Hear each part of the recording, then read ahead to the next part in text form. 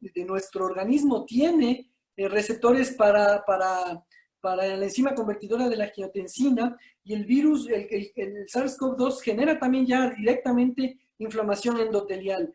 Segundo, esta hiperactividad del monocito y del sistema macrófago que vimos hace un momento hace que el factor tisular, que era una de las ramas que se produce desde el fenómeno fisiopatológico, hace que se empiece a generar coagulación a través de la actividad de la cascada extrínseca. Pero esto no queda ahí. Esta hiperactividad de la cascada extrínseca hace que aumente la actividad de formación de trombos, generando fibrinógeno, redes de colágeno, aumento de la actividad plaquetaria, y después se forman ya los coágulos con grandes cargas de fibrina, en donde los neutrófilos empiezan a adherir y empiezan a generar daño endotelial asociado. Es decir que el controlar en gran parte el proceso de hipercoagulación, el proceso de la respuesta inflamatoria mediada por los monocitos, ayudará mucho en la recuperación de los pacientes, porque vamos a ver que el COVID tiene una actividad muy severa, principalmente con lo que es el endotelio, que es algo que está un poco cambiando la característica, y estamos viendo que los trastornos vasculares endoteliales que genera SARS-CoV-2 están generando afectación microvascular, y por eso es que se puede explicar los fenómenos de trombosis cardíaca, infartos asociados a COVID, los problemas de infarto cerebral vascular que están también asociados, lo que ocurre a nivel pulmonar. Miren un corte, una biopsia de un pulmón post-mortem de un paciente COVID de nuestro centro, en donde podemos ver macrocoágulos. Miren aquí macrocoágulos de los pacientes en las autopsias post-mortem, de pacientes que nos llegaron fallecidos con insuficiencia respiratoria sin determinar su etiología. Miren coágulos gigantes en los vasos sanguíneos pulmonares, y en los cortes histopatológicos podemos ver con claridad, miren la gran cantidad de respuesta inflamatoria y los vasos sanguíneos congestionados con redes de eritrocitos clavados, es decir, con macrotrombos. Miren aquí un poco más claro en un corte, en una fotografía con un lente más denso, podemos ver, miren, el vaso sanguíneo trombosado prácticamente sin paso de glóbulos rojos. Los glóbulos rojos quedan en el alveolo sueltos, se forman pequeñas microhemorragias, y con estas lesiones trombóticas, miren el coágulo aquí tapando completamente los vasos sanguíneos asociados de respuesta inflamatoria. Es decir, todo un proceso severo de inflamación e hipercoagulabilidad en el microambiente del endotelio capilar. No es un fenómeno macro, esto es un fenómeno micro, que se puede convertir en macro, como en el caso de nuestros pacientes, y que por lo general son las causas de muerte de los pacientes, las macrotrombosis, la tromboembolia pulmonar asociada a estos procesos microtrombóticos, pero que son importantes tener en cuenta dentro del detalle fisiopatológico para cuando yo voy a hacer el análisis terapéutico. Aquí un poquito con más detalle los fenómenos trombóticos. Miren un corte microscópico de los estudios de McCusick en Estados Unidos con pulmones normales. Miren una microscopía electrónica, el epitelio alveolar abierto, prácticamente redes de aire completamente abiertas, lisas. Y miren cómo COVID genera una destrucción mediada por el déficit de oxígeno hacia los tejidos. Miren cómo el tejido se acorta, se adapta, se vuelve irregular, se pierde la capacidad de oxigenar y de generar el intercambio gaseoso, además lleno de líneas de líquido, y se empieza a generar respuestas inflamatorias intermedias. Miren cómo hay pérdidas y lesiones microtrombóticas y microtrombóticas en el endotelio, generando pequeñas úlceras en las zonas alveolares. Y acá miren cómo el SARS-CoV-2 inflama directamente a la zona alveolar y al endotelio vascular. Entonces, cosas muy interesantes comparado entre COVID y otros virus de influenza. Prácticamente estamos hablando que hay un problema severo en la respuesta angiogénica del virus. Genera una gran alteración en la microvasculatura, lo que termina generando después un problema macro, pero que inicia en problemas de la angiogénesis, en problemas trombóticos y en lesiones progresivas de oxigenación a la zona tisular afectada. Y por eso es que se habla mucho y en resumen, estas características y estos análisis demostraban que un paciente que no recibe una terapéutica en base de controlar el proceso inflamatorio y la trombosis asociada, pues aumenta su estancia hospitalaria con mayor riesgo de mortalidad por una dificultad en la formación de nuevos vasos y mejorar ese tejido dañado.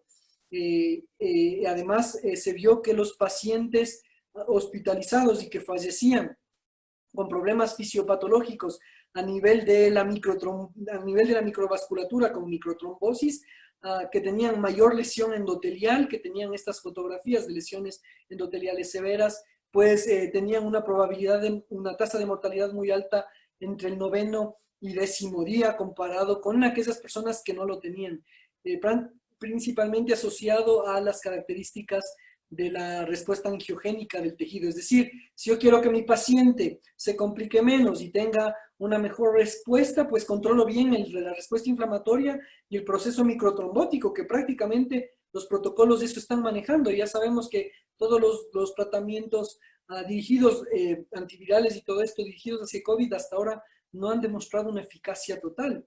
Entonces tenemos ahí esta parte final de mi exposición de estos últimos 10 minutos, de estos últimos 5 minutos, explicarles cómo SARS-CoV-2 se fija en otras regiones. El estudio mediado por la EMA en Europa demostró que todas nuestras células están o tienen receptores para SARS-CoV-2. Podemos ver el receptor de la enzima convertidora de angiotensina, el receptor TMPRS2, que son a los que se une el COVID. Miren, lo tenemos en todos los tejidos.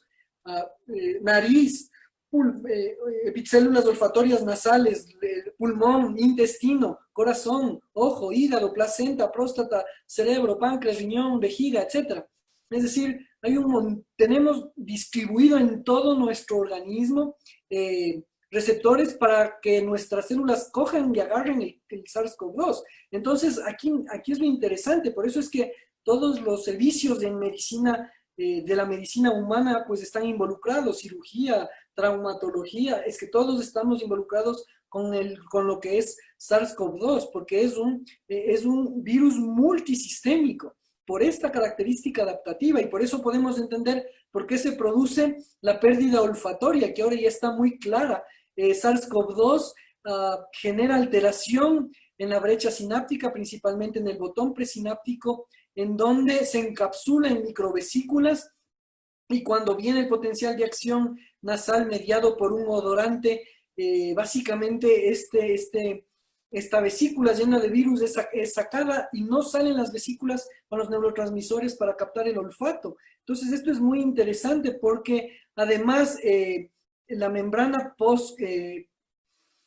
postsináptica o la célula postsináptica también capta el virus y lo vuelve de regreso, es decir, está ahí dándose un ida y vuelta que impide que salga el neurotransmisor. Lo que le termina pasando al paciente es una pérdida completa de su olfato que inicia en la zona de los receptores del disco y del bulbo olfatorio.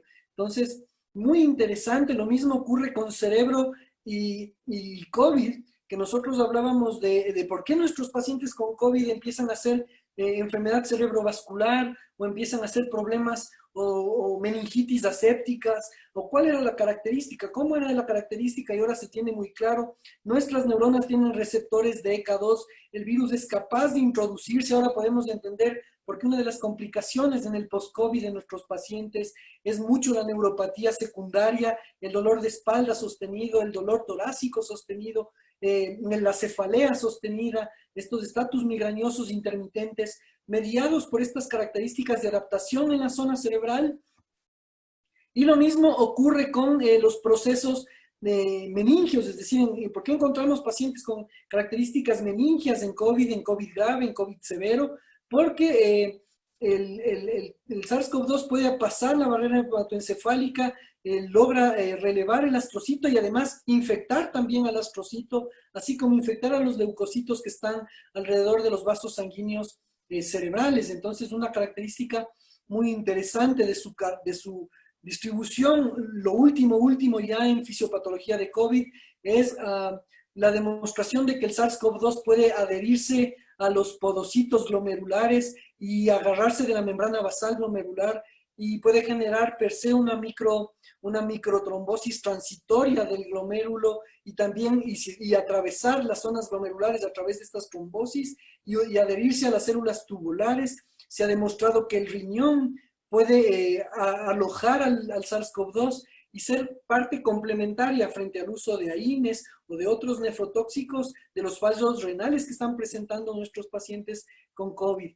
Y esto un poquito ya un poco más antiguo, pero también importante, las características cutáneas que muchos pacientes no se explicaba porque unos pacientes nos presentaban lívido reticularis con necrosis y otros pacientes nos presentaban púrpura palpable, es decir, teníamos varias zonas de afectación, tanto dérmicas como subdérmicas y epidérmicas, y este diagrama aclara mucho las lesiones, la fisiopatología de las lesiones cutáneas, en donde podemos ver que la membrana basal del epitelio, la zona intermedia del subepitelio, es decir, de la dermis alta y la zona hipodérmica, pues tienen receptores para SARS-CoV-2, así como también la dermis profunda, tienen receptores del SARS-CoV-2 y por eso podemos entender cómo muchos pacientes de MUSI hacen con más facilidad escaras en las zonas de presión, a pesar de que van poco tiempo ventilados, y muchas cosas que se están aclarando porque COVID nos ha venido a enseñar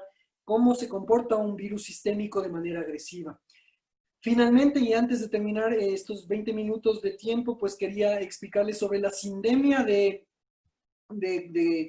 COVID y el resto, es decir, COVID nos ha demostrado que es en realidad una sindemia, un virus que convive con muchos otros problemas que tenemos actualmente. Guayaquil pasó un proceso muy grave en abril entre la sindemia de dengue y COVID. Quito nos viene ya un problema serio con la sindemia de influenza COVID en diciembre y la sindemia crónica que tenemos de enfermedades crónicas no metabólicas en donde COVID se ha encargado de matar a muchos pacientes con obesidad, hipertensión y diabetes. Entonces, COVID ha denudado muchos problemas y por eso es que la Organización Mundial de la Salud hace exactamente 5 días y a través de un estudio de Lancet acaban de quitar el término pandemia al COVID y ponerle como la sindemia COVID del nuevo mundo, es decir, una afectación sindrómica de un virus que se puede juntar con otros virus regionales, otros virus aéreos y con los problemas crónicos que tenemos y eso súmenle la pobreza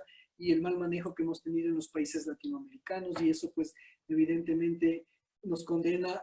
Parte de esta fisiopatología también es el ver lo difícil que ha sido controlar la epidemia en nuestros países latinoamericanos y creo que básicamente esa era mi exposición. No sé si tienen alguna pregunta o al final vamos a hacer las preguntas, me aclaran eso por favor.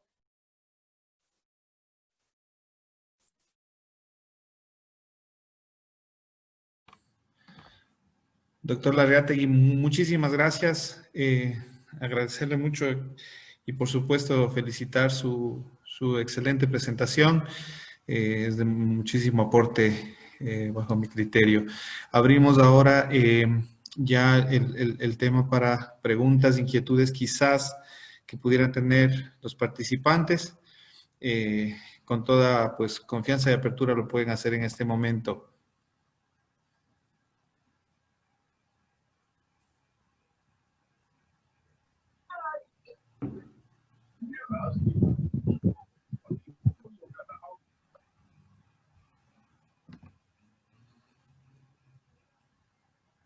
Bueno, ¿alguna pregunta, algún comentario de pronto por parte de nuestros invitados?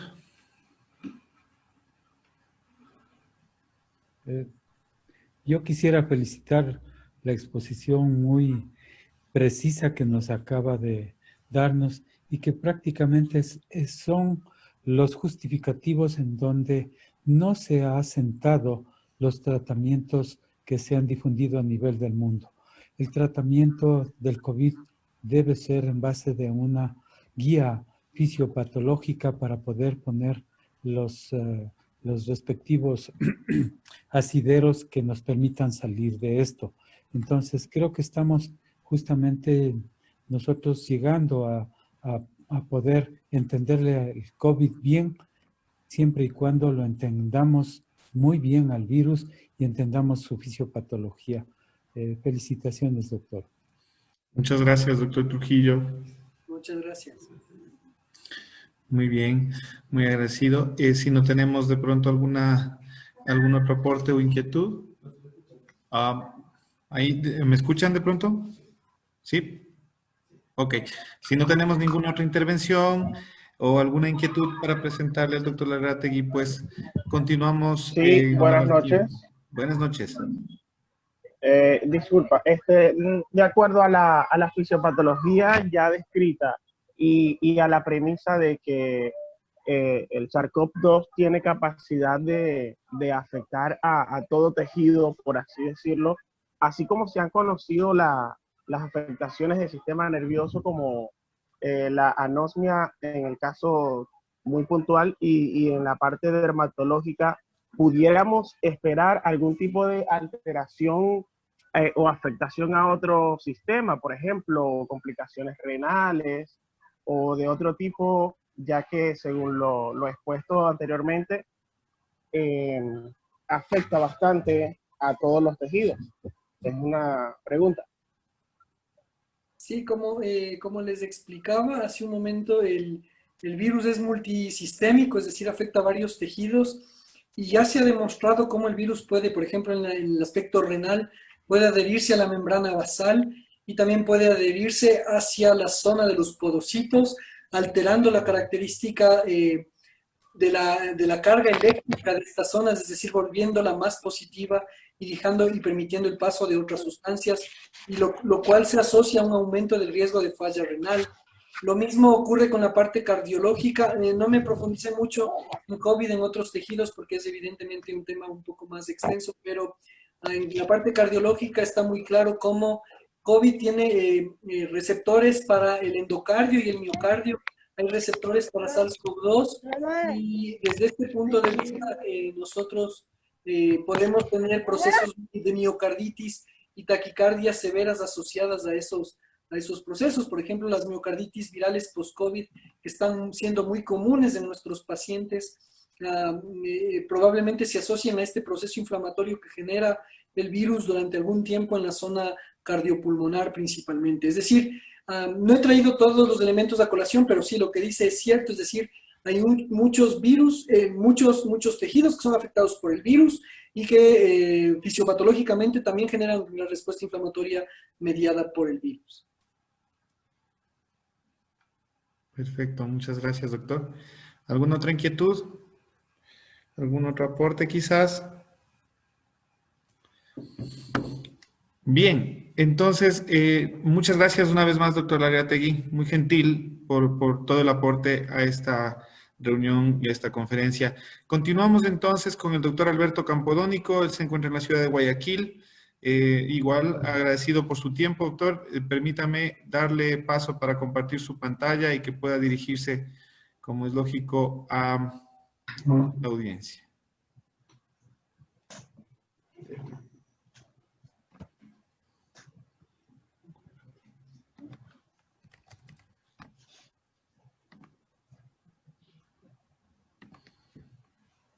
Listo, doctor.